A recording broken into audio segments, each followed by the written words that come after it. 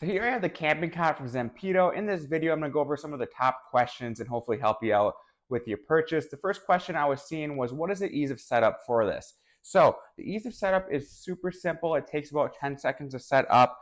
The base is just basically like a lawn chair that you can expand, and then you can put the cushion on top. And I actually have a video going in the corner where you can see it all happen in real time. They also give you a carrying case that you can put it all in with a handle on it, so you're able to transport it with ease. So don't worry about the setup. It's 10 seconds and you're good to go whenever you're ready to go to bed. The second question I saw is, what is the weight of this? So the whole thing weighs about 15 pounds. What was really nice about it is it is so light, but it still supports up to 500 pounds. So anybody, looking to sleep on this camping or at a festival or whatever you're going to use it for, it should be good to go. It's not going to snap on you or collapse. You can hold up to 500 pounds with ease. And now for the final question was, what is the comfort of the sleep for this? So it is super comfortable. On this side, they actually have they make it a little bit elevated for you, so your head's gonna sit up, so you don't have to worry about stacking pillows or anything like that. And what I also like about it too is it's just elevated off the ground a good 15 inches.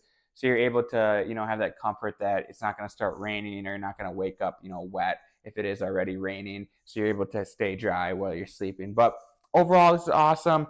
I'm somebody that always used an air mattress when I was camping or, sleeping out in a tent, maybe at like a country music type festival. And I think I'm converted now, just bringing these cots. They're easy to bring. You plop them down, you're good to go. You don't have to worry about getting wet. You don't have to worry about blowing it up, anything like that. So overall, I'm super happy with this purchase.